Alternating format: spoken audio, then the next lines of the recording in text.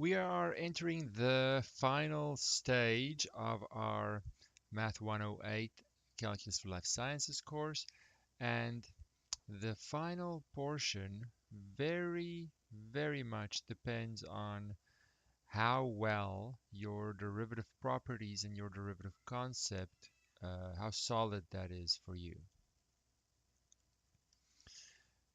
So in the past, we have done the following.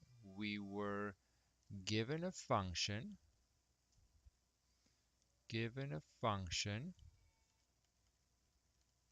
and let's call it f of x. We then have to find the derivative.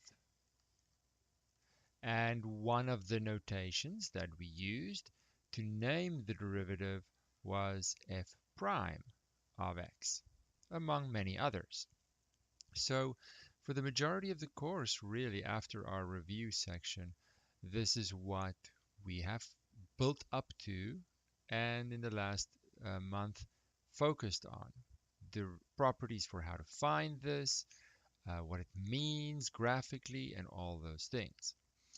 What we could do is flip this around and change the question. We could say, so let's say here, before we were doing this. Now we are essentially going to do the same thing, but we're going to do it backwards. We're going to be given some function. That function is going to be the answer to the derivative question. So let's call it big F prime of x, just to change the name. Doesn't really matter what you call it. We're given some function. And then we're going to ask, what was the original function? So that, let's call it f of x, so that the derivative of this, original function is my desired given function. So before we were given a function, we take the derivative, we find the derivative, and we do stuff with that. Now we're going to be given the derivative, a function that is the answer to the derivative question. We have to find what was the original function that it came from, so that when I take the derivative of the original function, I get this given function. So it's the same link between function and its derivative, but the starting point is flipped around. So as a very simple example, let's build up in complexity with this concept. If we're given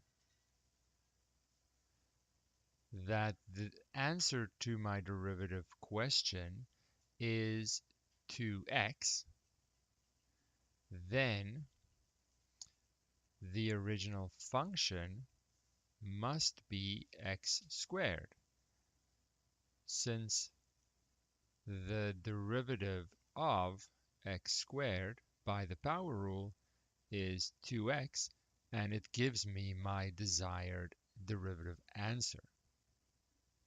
So the nice thing about this is that it's not really new. I'm still relying on my established derivative properties. But when I ask this backwards, we call this original function the antiderivative, sorry, that was a V, antiderivative of that derivative. So in this case, 2x is an antiderivative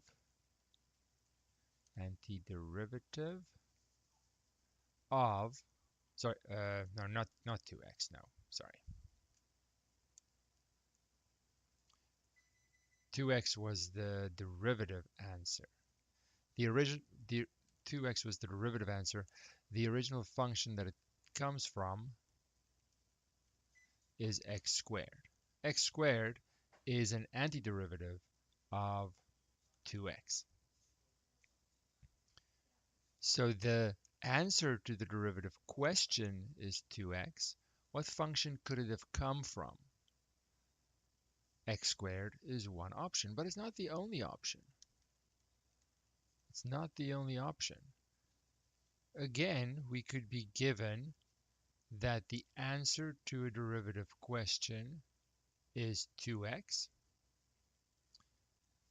Then another option for where this could have come from is x squared plus 1 maybe.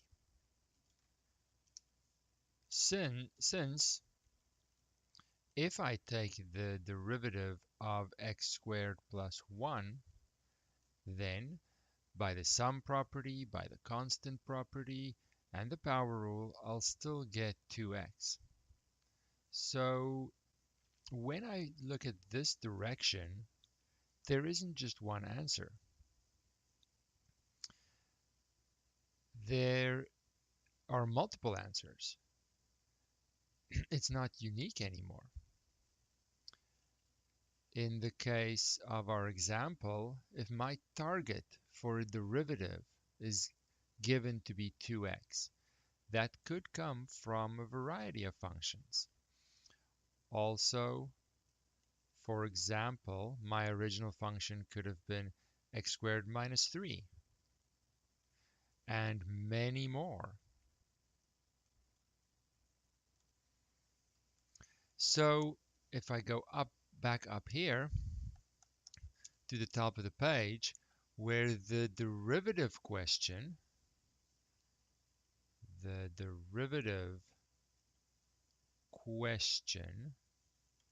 is given a function, find its derivative, that is unique in its answer. There's only one derivative given the function. The antiderivative question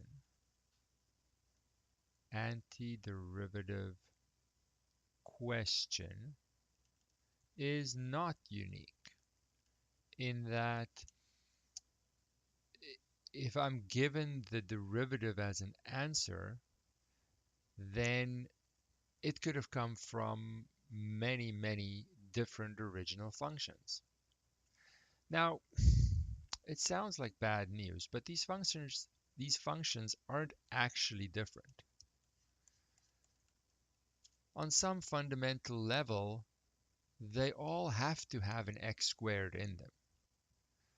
I can add or subtract a constant, but I can't do much more with this term that I add. If I have an x in there, then that features as another term in my derivative, but my answer has to be 2x.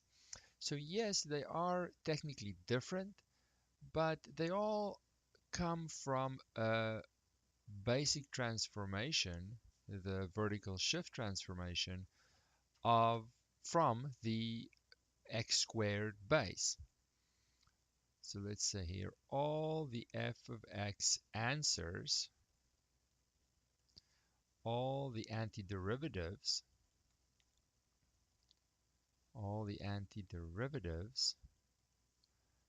of 2x have the form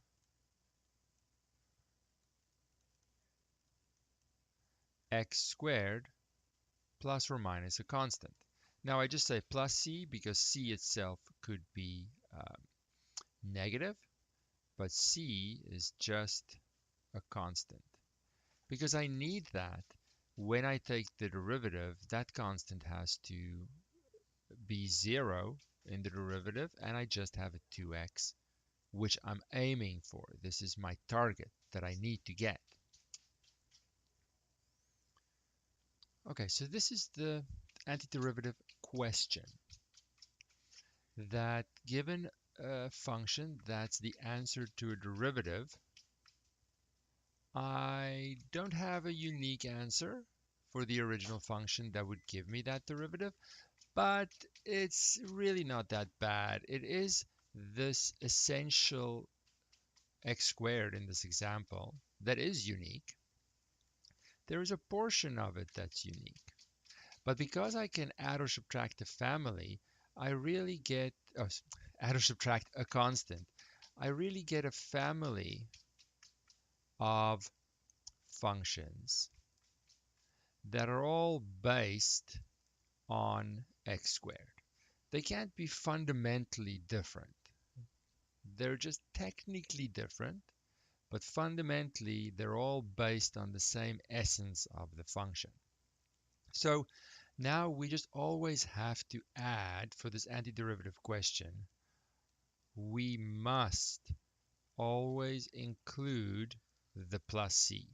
So just get into the habit, if it's an antiderivative question, you focus on the essence of your function by way of thinking of the power rule in this case, and you just add the c to indicate that you are aware that there are actually technically many possible antiderivatives, but they're all based on this one essence x squared.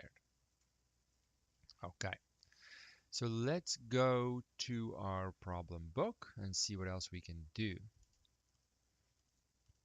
We are in chapter 12. According to my numbering, we're in chapter 12, and we are finding antiderivatives. So let's just do a couple, and we'll see that they are, to a large extent, based on the basic properties, just in reverse. So let's do number 1. Let me set this up first.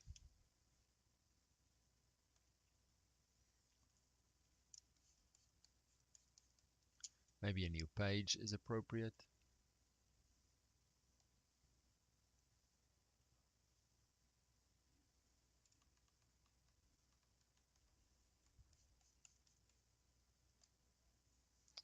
Okay, we said 12.1.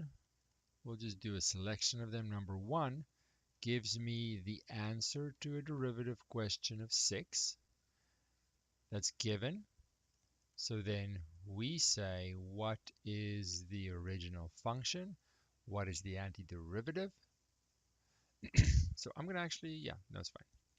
It has to be, because I understand my derivative properties and they don't change, it has to be 6x, but I can have any constant attached to it with a plus or a minus. And I can check. I can always check, what do I get if I apply my derivative properties to this, knowing that c is just a number? I get the same property as always. I have my sum property allowing me to separate the terms. I have my constant times a function property allowing me to put the 6 in front because it's a constant. C, that second term is 0. I have my 6 times the derivative of x, which is a power rule. That's just a 1. So I get the 6, which I am supposed to get.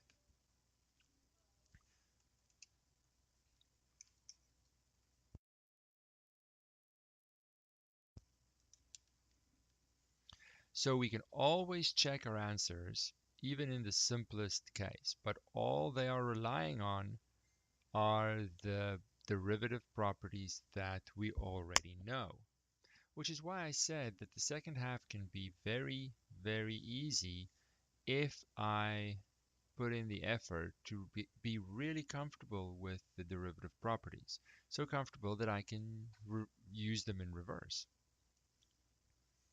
Let's see what else there is. I won't do every one of them. Let's do number 3, 5x minus 3.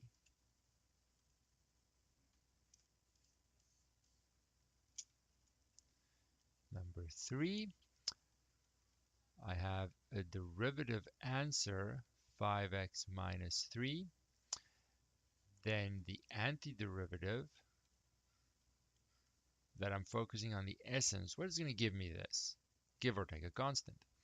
Well, by the constant times a function property, I just focus on the x. The 5 can stay in front because the constant times a function property allows me to do that. But for the x, it's going to have to be, well, it's going to have to come from, let's just say it like this, since it's early stages here. I'm now focusing on the antiderivative of x only. I don't have to worry about the 5. Now for x, what is going to give me an x? Well, it has to be an x squared. There is no choice. Essentially, the x squared has to be in this original function. But if I leave it like this and eventually check, if I take the derivative of 5x squared, I'm going to get 5 times 2 times x. And there is no 2 in this answer for the first term. So I need to make an adjustment so that in the power rule, when the 2 comes out, there's something waiting for it to cancel it because there is no 2 in there. So what I'm going to put in is 1/2 so that when I test this, the 2 comes out because of the power rule. The half is waiting for it. These two cancel to a 1, and I get my 5x, which I'm supposed to get.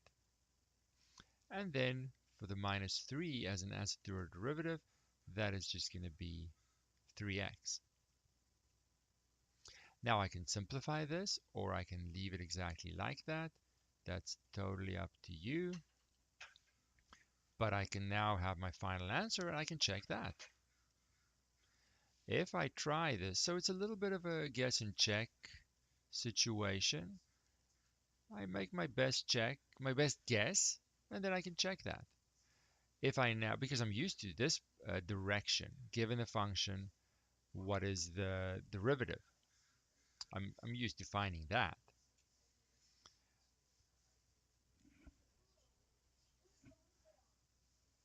So now, if I keep my 5 over 2 in front, which the constant times a function property allows me to do, x squared's derivative is 2x, and then I have a minus 3.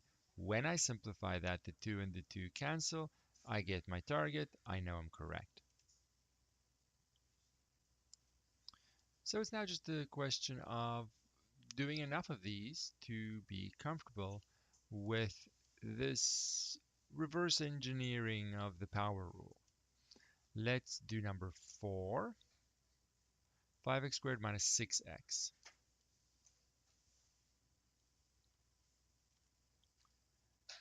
So the answer to a derivative, 5x squared minus 6x. So now I'm trying to find the original function. I did forget up here something. We always have to insert a plus c. It doesn't really matter in my derivative because it's just going to be a plus 0. But in my answer, I have to always remember the plus c in the antiderivative question. So it's easy to forget as we're still getting into the habit of this.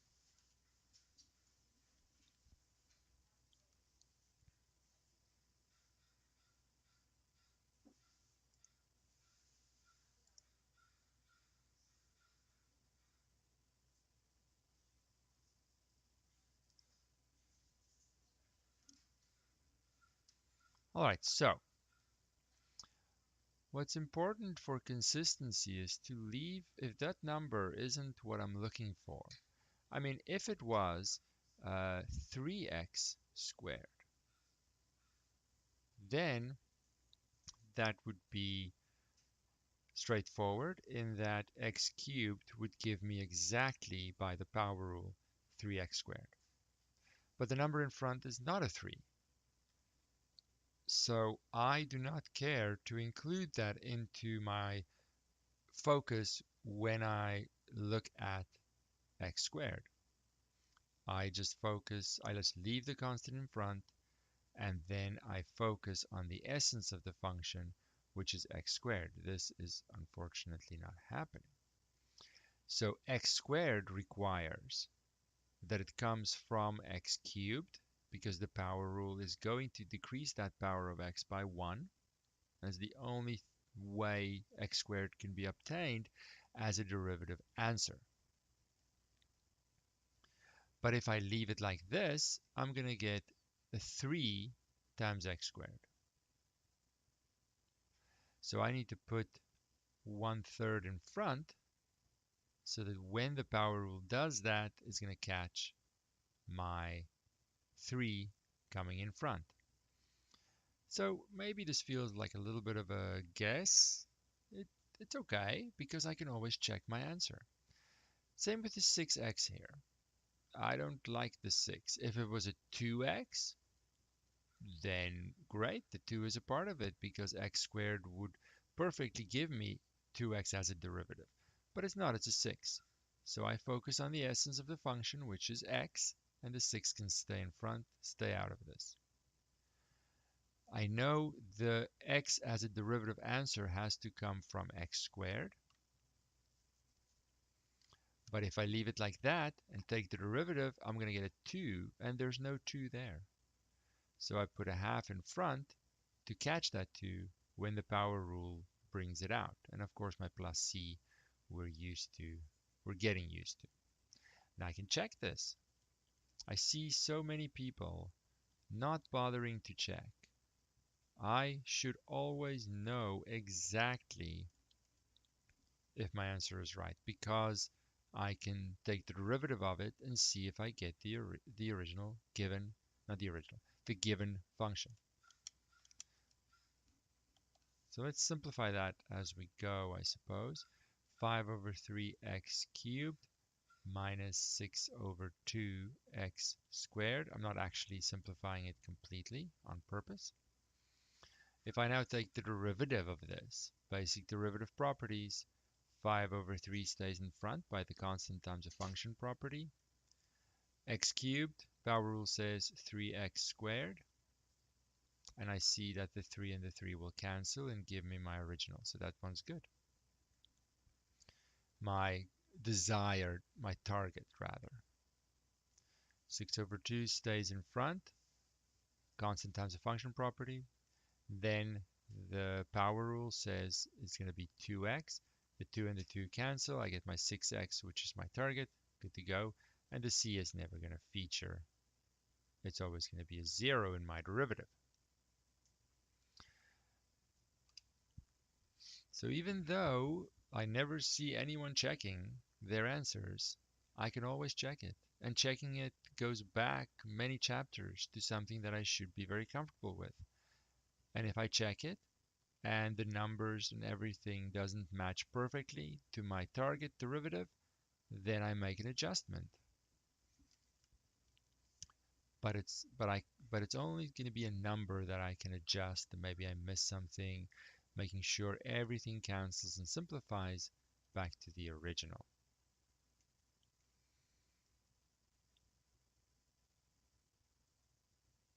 All right. We'll just keep going. That's all we're doing for today, getting used to this antiderivative concept. If we look at something like number 6, 5x times x squared minus 8. Oh, new page again.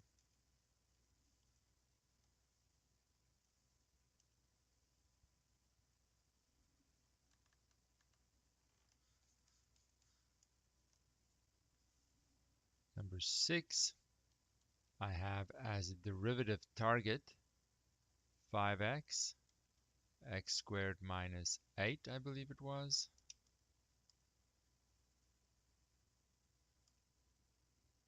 Like that. Now, when I take the derivative of a function, I have a product rule. Reverse engineering the product rule creates two terms added together. So don't be deceived and look at this and say, oh, it's the product rule. It's not a case of find the antiderivative of this times the antiderivative of that. That wasn't even the product rule. So reverse engineering this is not necessarily, in general, as simple. But in the early stages, we should realize that we can simplify this first by multiplying the 5x in to get 5x cubed minus 40x. Now I'm back to a more basic situation that I can handle right now.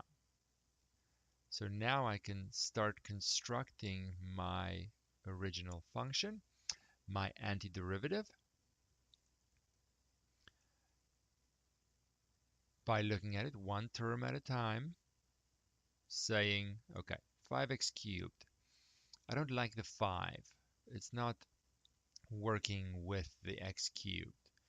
If it was a 4x cubed, then right away that would come from x to the 4.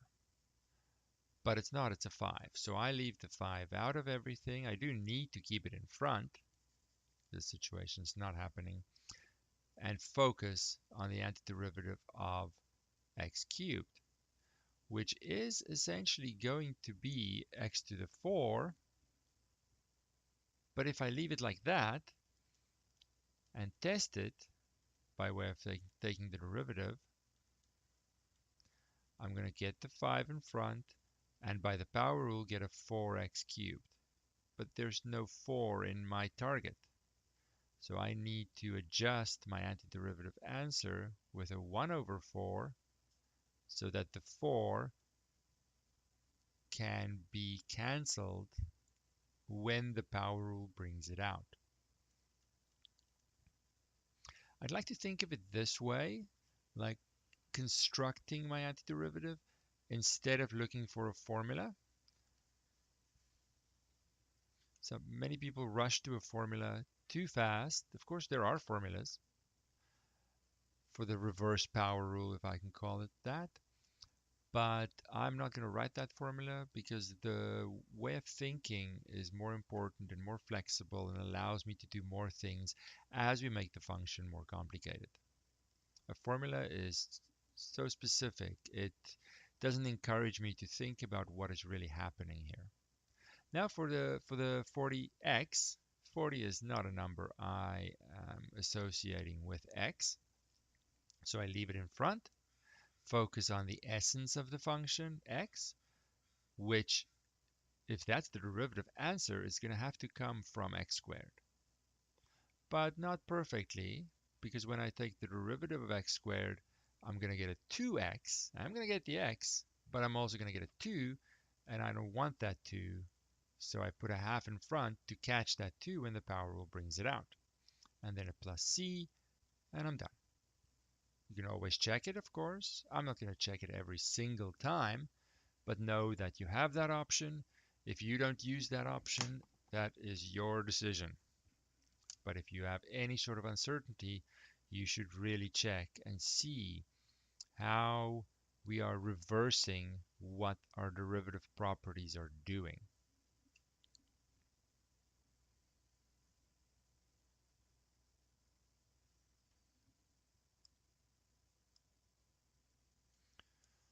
Okay, let's see here. We've done 6. All right. I have 7 over x squared. Again, you can think of this, quotient rule, but I'm doing things in reverse. This is the answer to a derivative question. I can't just reverse engineer the quotient rule easily at all. definitely not this early in our discussion. But what I can do is write this as 7x to the negative 2. Then there shouldn't be any problem because now I'm in power rule territory and the power rule can be reversed quite easily. Well, easy enough compared to other fancier properties. The 7, I'm not loving the 7. I need to keep the 7 in front, but it doesn't have a role to play in my essence of the function x to the negative 2. Now I know the power rule works for any exponent, but it's not 0, of course.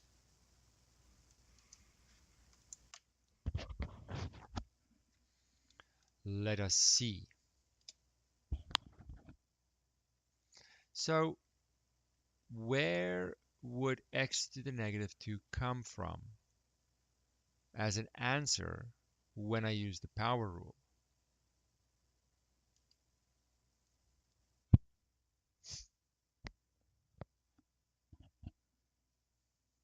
Well, since the power rule decreases the power of x, it's going to have to come from x to the negative 1.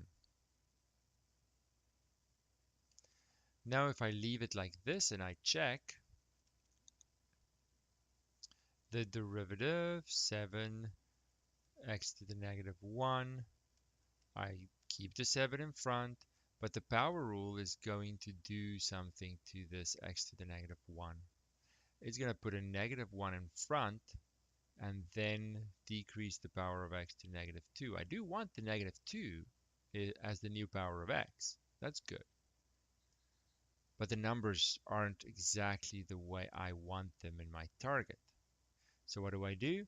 You can think of it as putting 1 over negative 1 in front to cancel with that negative 1. I do not have enough space for it.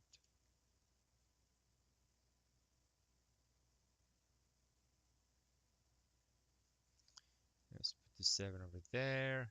1 over negative 1 cancels with the negative 1. Now I didn't need it to look like that. I could just have put a negative in front to cancel with the negative 1 popping out to get negative 7x to the negative 1. Of course, plus c, of course. So the reversing the power rule can get me pretty far in terms of finding these antiderivative. Of course, there's always the constant times a function, there's always the sum difference property, there's always the constant property working sort of in the background. We did focus on all the properties at one point, but for the main part, I do see them sort of in the background. And the power rule takes the spotlight. Now I'm just doing the power rule in reverse. Power rule in reverse, and remembering your c, because when I take the derivative of any constant is going to be 0 and I'll still get my target. So I have a family of antiderivatives, not just a single answer. Let's see what else do we have here. Ooh, 11, I like 11. 1 plus 2x cubed over 4x.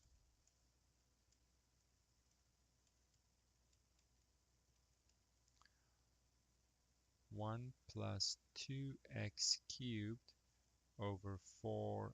Let me double check.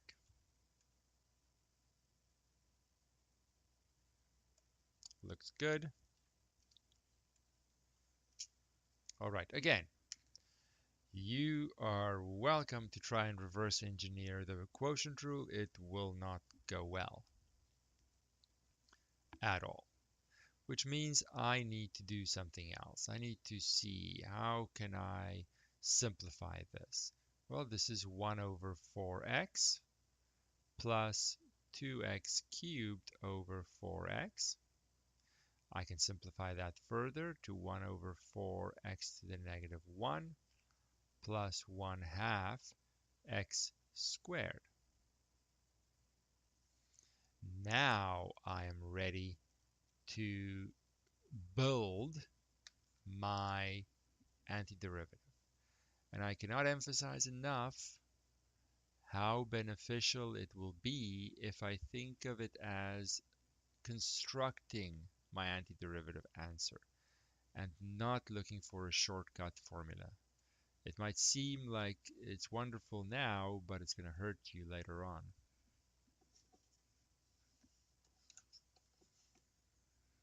So take the advice or don't take the advice. It's up to you. I'm building my answer. So the 1/4 stays in front because it's just going to complicate what is the essence of the function, x to the -1. Now, what does the power rule do, or what could it come from so that the power rule can give me a -1 power of x? If my derivative properties are solid, I would realize that this is the exception. 1/x is the exception. It doesn't come from a power of x by way of the power rule. It comes from the natural log of x. Because the derivative of the natural log of x is 1/x. It is the one exception. But I'm still using my derivative knowledge, rather. I wouldn't call this one a property. I do use my derivative knowledge in reverse. There isn't anything new happening here. Everything is just backwards. For the next term, I leave the half out of it. I focus on the essence of the function, x squared. I know that is going to come from x cubed, essentially, but the power rule is going to bring that 3 in front, and there is no 3 in my target, which means I need to catch that 3 when it comes out. So 1/3 is put in front, and then, of course, my constant. So remember, you should, in the beginning, check to see if your attempted antiderivative does give you your desired target, but we're not going to do that every time. So there are some exceptions. It's not just plug and play the power rule. I have other kinds of functions. I have other kinds of properties that will slowly include as we continue.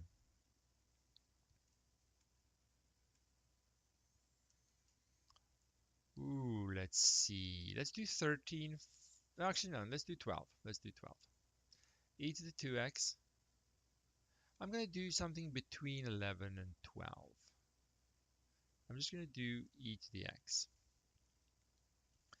Let's just do something. Let's call it something else. It doesn't have a number. It's not in the problem book. Let me just make one up first. Let's do just a couple first that I'm not seeing in simple enough form in the problem book. Let's do the square root of x.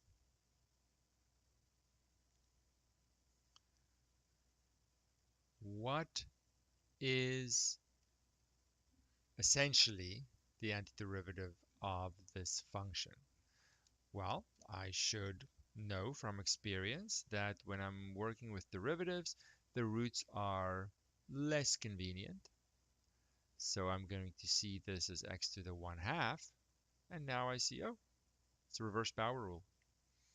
So there's no constant to separate, it's just x to the 1/2. So this is going to come from what? It's going to have to come from x to the 3/2. But if I were to check it like this, and have x to the 3 over 2 only. The power rule is going to put 3 over 2 in front, x to the 1 less, so I do get the desired target, but there's a number that's not in my target. So I need to put some more stuff in front, which is 2/3, so that it cancels and I see only a 1 as I should. So the antiderivative is 2/3 x to the 3 over 2, of course, plus a constant. So that's one example I want to highlight. Let's highlight another one.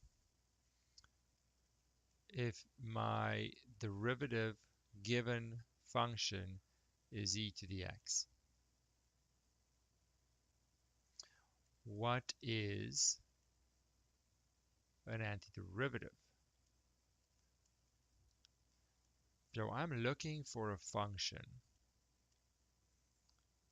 something, so that its derivative answer is e to the x. Again, I'm just drawing on my knowledge of exponential functions to know that it's e to the x.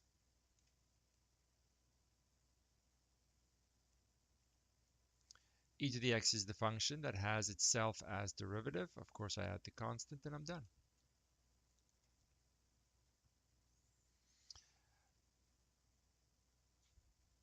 But if I now have something a little bit more complicated, new page first, I guess.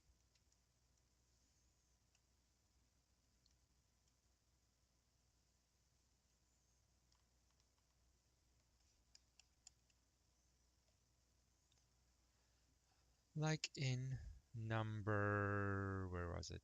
12, e to the 2x plus 4x. Now, the 4x isn't going to give me a problem. I'm focusing on the e to the 2x. E to the 2x plus 4x.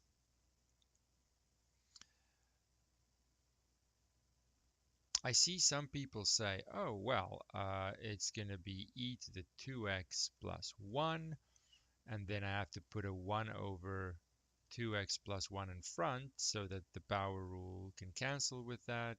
Or sorry, that it can cancel when the power rule brings it out in front. But the power rule doesn't apply to an exponential function.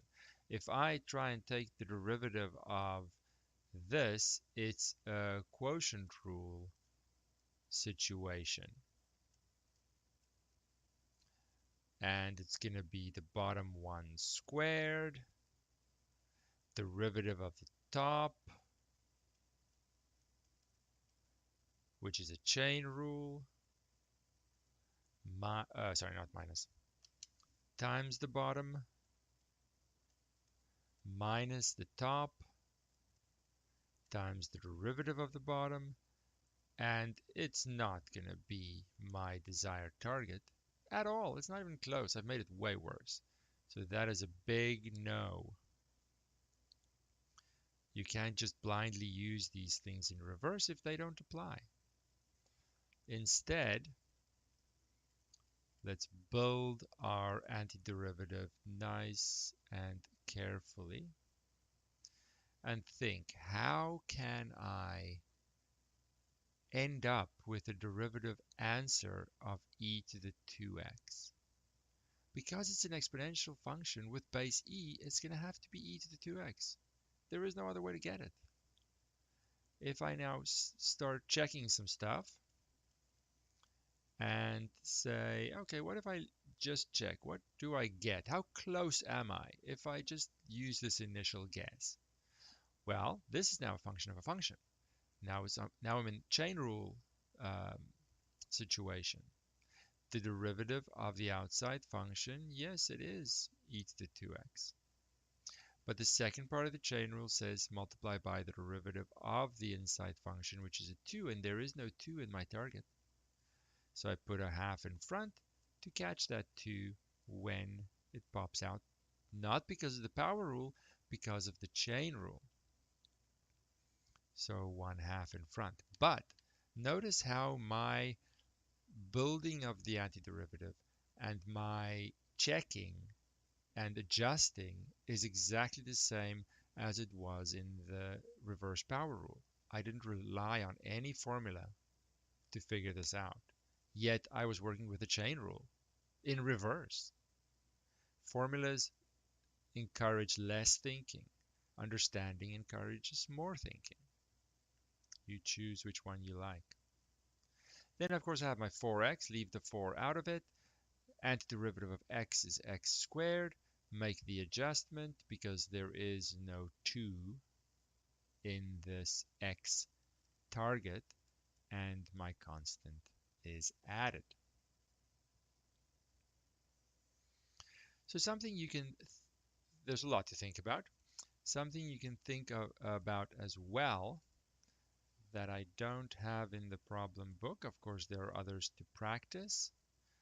Something you can also think about is, and try, what if my derivative answer was 2 to the x? What is the antiderivative going to look like?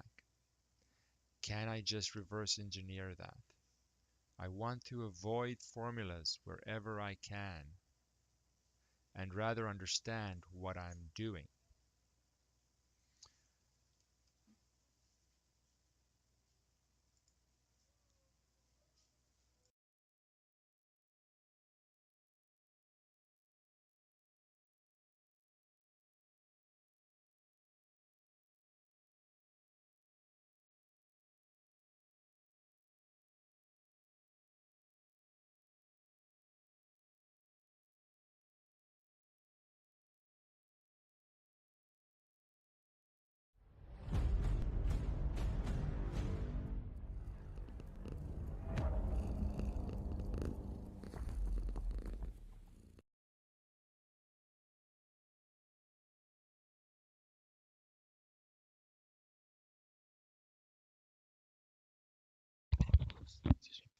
All right.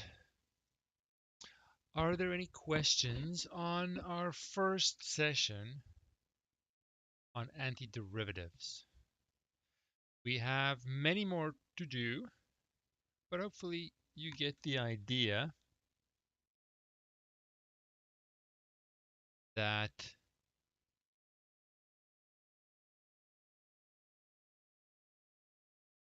we just reverse our existing knowledge of our derivative properties. And in that sense, it's it can be rather uh, an easier time at the end if you've laid that foundation in the beginning, uh, having solid derivative properties. Let me just go look at the schedule here real quick. We are Tuesday, March 23rd, antiderivatives. Now, topic 12 continues, even though the headings might be different. It's the same topic of this antiderivative concept. Now, we're looking ahead towards Monday, midterm 3, but as I've said before, antiderivatives, topic 12 and beyond, are not on midterm 3. They are covered in the next midterm. Next midterm. Let's change windows here. I see the problem.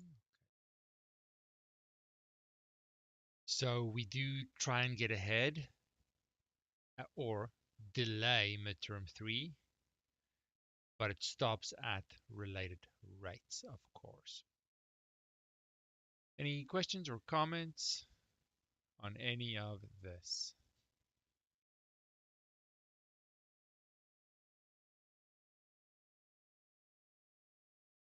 Right, until next time.